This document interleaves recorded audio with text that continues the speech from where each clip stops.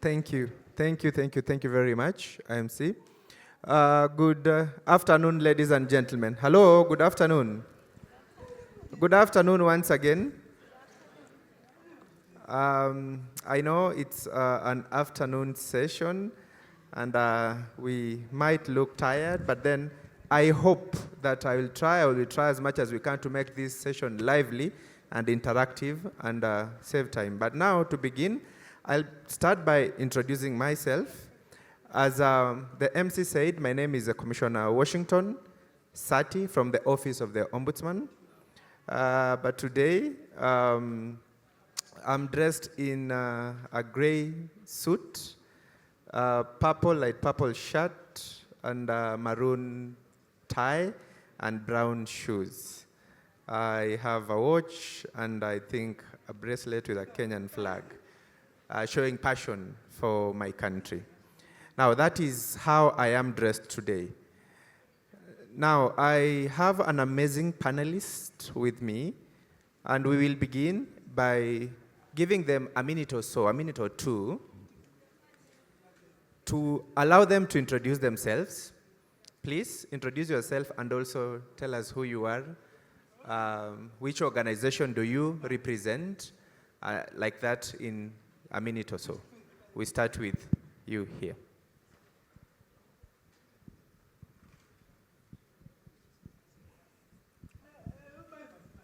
Microphone is not working, please.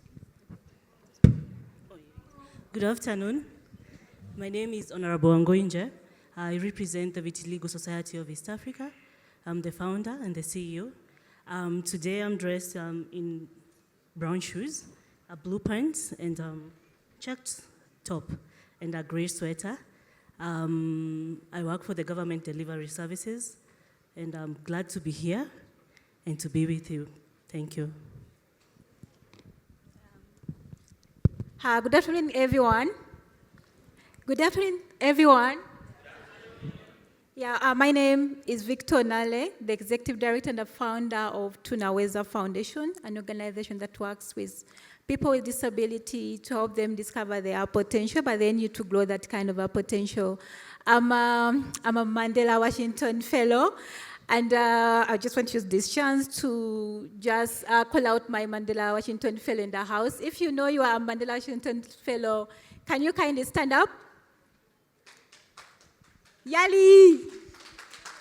Those are the young leaders in Africa, and I'm happy that ILEX, together with the government of US, they are sponsoring us to always come on an annual basis so that like we can encourage one another, but then also get kind of the network we need here.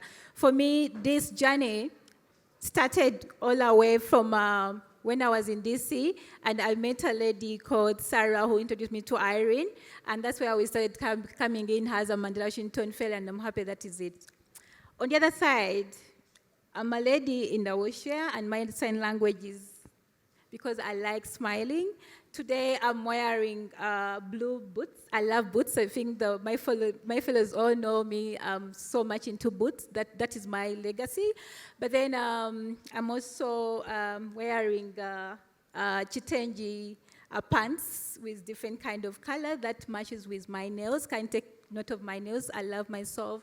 And I look so beautiful in a cream top. Nice meeting you all. Hope we shall have a very engaging kind of a session I'm looking forward to. Thank you. Thank you very much, Victor. Next, please. Good afternoon. My name is Perpetua Senkoro. I work for the Tanzania Human Rights Defenders Coalition, coordinating the Defenders with Disabilities initiative. I've been also working with people with albinism for years now, and I'm glad to be here. In description, I'm wearing black pants, a black t-shirt, and a blazer with stripes which are black, white, and purple. I have albinism, so I have Caucasian skin complexion with blonde hair. Thank you very much. Next, please. Good afternoon, everyone. Good afternoon, everyone. Fantastic. My name is Cobahms Asuquo. I'm not sure whether to describe myself as black or brown skinned, but yeah, I'm wearing my hair short. I'm wearing a multicolored button-down shirt, a pair of blue jeans, a pair of easy loafers, and I'm wearing a beaded wristband with the Kenyan colors that I'm super proud of and super excited to have. I'm a singer-songwriter and music producer. I also represent Vintage Grey Media from Nigeria. We discover, nurture, and develop creatives on some level, and then our bread essentially is creating commercials for telcos and banks worldwide. This, for me, is a very important topic on many levels. I believe that young persons with disabilities have the position of leadership foisted upon them by virtue of their living with disabilities, because they have to play a role in terms of attitudinal responses to their disabilities, in terms of stigma, in terms of legislation, in terms of just the interests and the needs. I think, first of all, and we will talk about this, largely, extensively, but just to say as part of my introduction that I think that these are very interesting times to be a young person in general. Now, add on top of that, being a young person living with disabilities, add on top of that, being a young person living with disabilities who either needs to define leadership or finds themselves in a position of leadership. So I'm looking forward to this discourse because I feel like there's a lot to unravel and unpack. Thank you. Thank you. Thank you very much, Cobahms. So, ladies and gentlemen, please join me in inviting these wonderful, amazing panelists. Let's appreciate them for that wonderful introductions. Now, without wasting much time, I will like to go directly to the first question, and this is to Perpetua. We all appreciate the importance of education and vocational training, and vocational institution for that matter, as important contributors in supporting the skills development and also in creating knowledge and access to education for youths and persons with disability. Kindly take us through this. How does vocational training programs can better support the needs of youths with disability to be able to contribute to their communities? Thank you, Washington. For me, as a person with disability, education is key in building the confidence and self-esteem of us individuals with disabilities. Most people with disabilities that I've come across that haven't been able to go to school have extremely low self-esteem and are very prone to giving in when they encounter the environments of suppression, discrimination. But once they're educated, once they excel academically, they become totally different people. They become more resilient. And in ways in which education and skills training can work that way is if educational institutions are well equipped to accommodate disabilities in its differences. There must be recognition of the differences of needs and challenges that we people with disabilities go through. And the educational systems must be able to respond to them according to the differences. If you go to a school, and this is most in many cases, that only caters for 2 or 3 common disabilities. And I say common because there are some disabilities that are not well known. We were listening to a presentation on ADHD. I'm sure many of us were not properly aware, did not properly understand ADHD at least before, but now we have little knowledge about it. So if a school can only accommodate, let's say, the visually impaired and the deaf and leave out the other types of disabilities, then it's not enough to ensure that all people with disabilities benefit from it. But also teachers, trainers, educators must also be well versed with knowledge about disabilities in its differences and how to accommodate students with disabilities. Schools, especially those that are instituted by governments, they must be open to collaborations with private partners. I went to a vocational training school a couple of months ago, and the physical environment in that place was not so friendly to the physically impaired. If you have a wheelchair, it was really difficult to move around in that place. And when I asked the principal there, what he told me was, there was a donor who showed interest to make the physical environment better for the physically impaired, but unfortunately the government said no. We are the ones who are going to do the repairs. And that was a long time ago. Up until the time that I visited that place, nothing was done. So I think governments should also be open to partnerships. If people are interested to work in that area, then they should let them, they should work with them, so that what can be done is done in time. But also, school must not be, special as such. It should be mainstream, and there should be focus to universal accessibility. We are moving away from, schools only hosting people with disabilities, and then other people without disabilities being hosted in other mainstream schools. No, we want to study with everybody else, but in an environment which is accommodating to our needs. So schools should be made to accommodate each and everyone. Either they have a disability or they don't have a disability. Everyone should feel that they are normal. Everybody should feel that they are equally treated according to their needs. But lastly, parents of children with disabilities. And here, I'm putting emphasis on those with severe disabilities.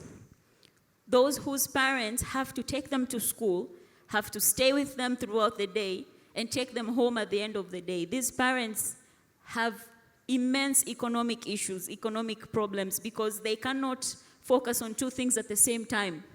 Ensuring your child goes to school, but at the same time, earning your living. So I think there should be measures while maintaining accommodations for these children according to the severity of their disabilities, but their parents should also be accommodated to enable them to earn a living in order to take care of their children, and for the children to be able to participate in school on an equal manner with other children. Thank you. Thank you. Thank you very much, Perpetua, for bringing out issues of accessibilities and, of course, different groups within the disability as well, and the need for us to look at it keenly, because they have been disadvantaged, especially when it comes to the areas of education, especially on the underrepresented group. Now, my next question, I would like to direct it to Victo, and specifically on mentorship and peer support. This is key for young persons with disabilities, as a way for them to pursue their aspirations. This is on employment, on education, on their civic participation. How can we use this as a way to support youths with disability? Briefly, Victo, please. Thank you, Washington. I like this topic because I think I am who I am right now because of the mentorship. I've gone through, kindly take note of that. I've gone through, I'm going through right now, and I'll still go through. Those are 3 points. I've gone through, I'm going through, and I will go through. That is mentorship. Allow me to just share about what we do in Tunaweza and how it has impacted for the past 5 years. We started as an organization that is trying to impact young people with disability and the women. And I'm just so happy. 2 years ago, I was here through still the mentorship. But then when I went back home, we had a project under inclusive education, which was funded by the US Mission. And I'm just happy to report today, Alex is in the house, who was among the first people we brought on board. Alex, allow me to request you to stand up. Alexi from Uganda. Yes.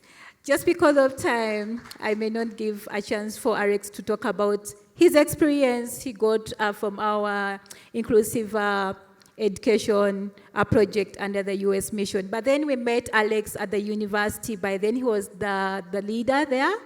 And we worked with him, but then we opened up the opportunities. We shared the opportunity with them. There were so many, and I always talk about it like when we are out there talking about opportunities, not everyone grabs onto those opportunities, but then we believe in the audience, there's always someone who will definitely get there.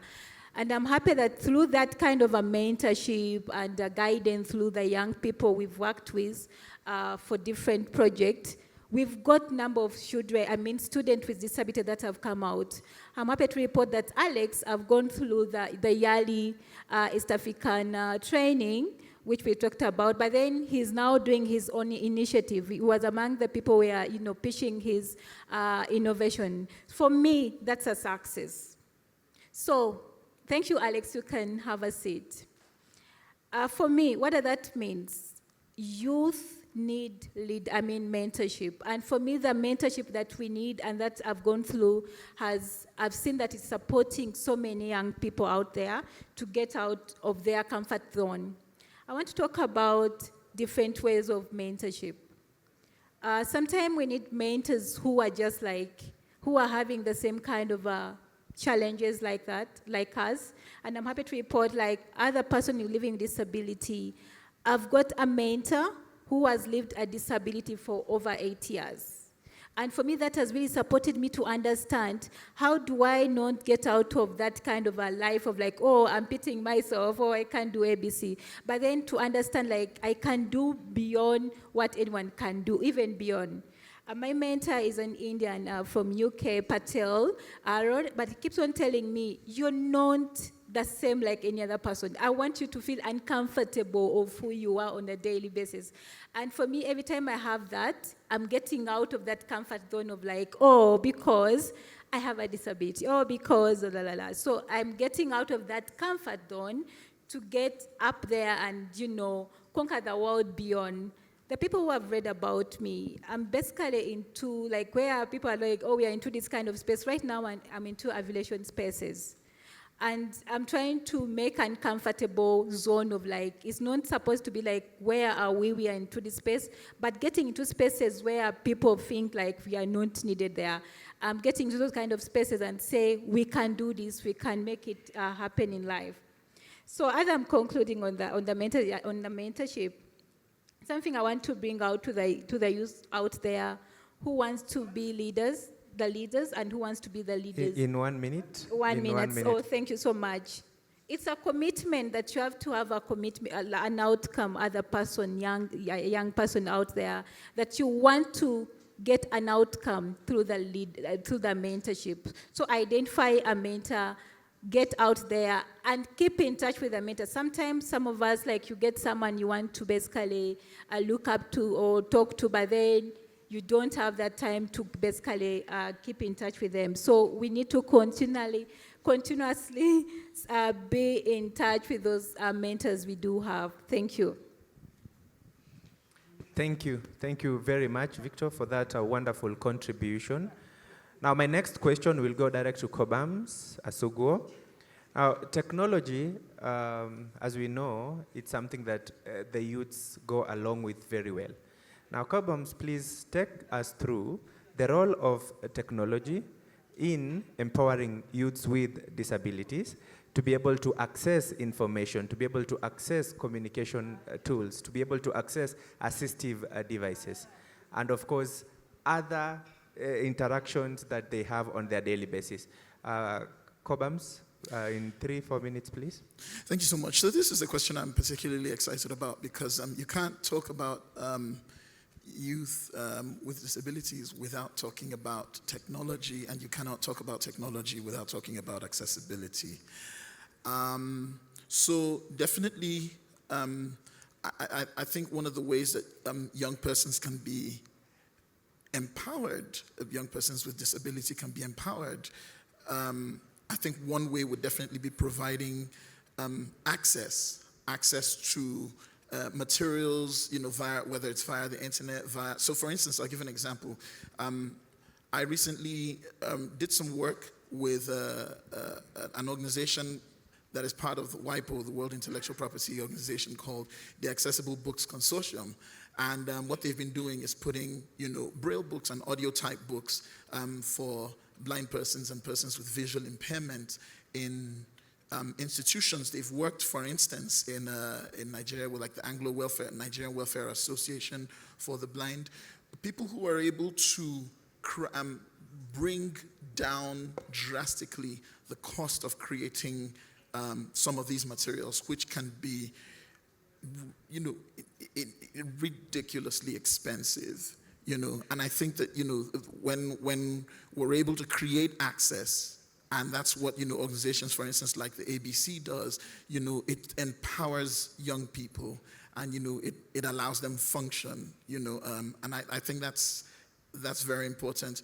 I think also offering communication tools, speech-to-text softwares and other kinds of, I'm sorry, my references obviously are sort of tailored in a sense to, my disability as a blind person, but I'm sure it extends far beyond that. Again, this is a matter of how expensive, prohibitively expensive, some of these assistive devices and technologies can be. And so I'm happy that, even at such conferences as this, we're able to create the communication lines with the likes of Google and Microsoft, and just so that, these things become somewhat statutory, because what then happens is young persons with disability are able to access them. So whether it be, screen text-to-speech, or speech-to-text, and other alternative input devices, these definitely help to give young people access. I think, developing, assistive devices and, apps that generally cater to young persons, with disabilities. So basically zeroing in on their specific needs, because sometimes, the conversation is usually generalized, but, online learning platforms, for instance, WIPO, again, I refer to, has a platform called CLIP, which is essentially for people who want to learn and understand intellectual property.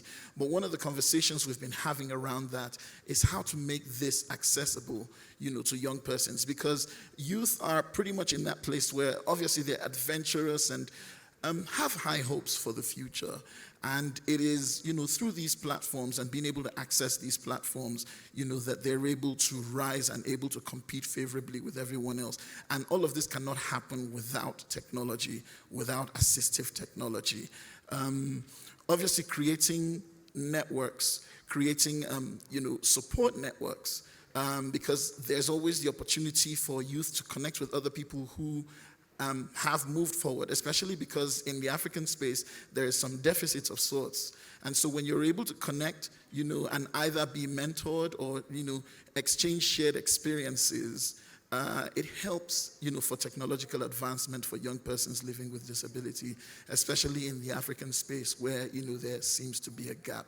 So I think, we can't overestimate the importance of technology, as a means of, not just access, but a means of thriving and competing favorably, with anybody else, anywhere else. So it's just essentially just creating the platforms, creating mentorship programs, and just engaging with the likes of, like I mentioned, Accessible Books Consortium and WIPO and, all of these other organizations. So yeah, it's really interesting, and I feel like, as we talk more about it, we will, as we talk more about it, we can find ways to meaningfully engage young people in a way that also, I think, engage their intellect, which is super inquisitive at this point in time, but also held back and held bound by the lack of access. Thank you very much, Cobahms, for bringing that aspect as well. Now, the next panelist that I'd like to invite I would like you to share your thoughts around policy and innovations or initiatives. We know how important this is to ensure the promotion or the inclusion of youths with disabilities, particularly in the spaces of entrepreneurship support, in the spaces of leadership development, in the spaces of community sensitizations. Now, what initiatives and innovatives should be put in place? Thank you. Thank you. I believe from my perspective, some of the initiatives that should be put in place when it comes to matters of persons with disabilities, one of them should be government and private sector should be able to come with solutions. Government can come with TVETs, private sector can come as they are, and maybe build ICT centers that are really accessible to persons living with disability. If we do this, we'll have removed one barrier that comes to matters accessing the internet, maybe just like my colleague has spoken about the ICT sector. Secondly, we have different projects, I'll speak in Kenya. We have projects like KEOP, we have one that is coming up, it's called Nyota. This Nyota program helps the youth who are entrepreneurs be able to access grants. How can we reach out to our youth living disabilities in the society to tell them that we have these projects that the government is implementing? And so I'll tell you today as you sit here, Nyota will be launched in June, so will KJET. These are projects that give grants to the youth without them paying back to World Bank. So they'll be launched and people with youths with disability can be able to access the funds and they do not return the funds. Also, we can do capacity building for the youth as government and also as the private sector. How can we sit down together and come up with solutions for capacity building? Even as we start up ICT centers, how can we come together and look for solutions for capacity building? Right now, we do have the finance bill in Bunge. Have we as persons and youths living with disability been involved in this decision making? They are going to be collecting memorandums. Has the government, has even the private sector reached out to us to tell us we need your views on certain regulations and certain clauses that Bunge has been able to put in place? How can we work as a private sector and government to ensure that the youth is fully in charge and fully participates when it comes to policy formulation in Bunge, even in county assemblies? How can we reach out to these counties and be able to sit down with them and agree on MOUs? We can create a group with Enable here and maybe go present an MOU with Senate and Bunge. This is what we want when it comes to public participation for different bills. I've also seen there's a bill for learners with disabilities in Bunge. Have we been involved in that?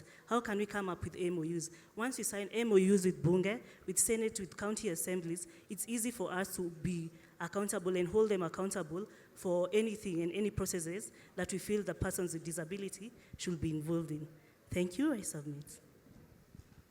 Thank you, wonderful, wonderful. I'm shown that time is up. I take note of that. And thank you very much for these wonderful voices of young men and women. Now, in 1 minute, what is the key message that we'll want to share? Just 1 minute each as a wind-up statement from each one of you. A minute, please keep it strictly within 1 minute, starting with Cobahms at the end. I think for me the key message would be,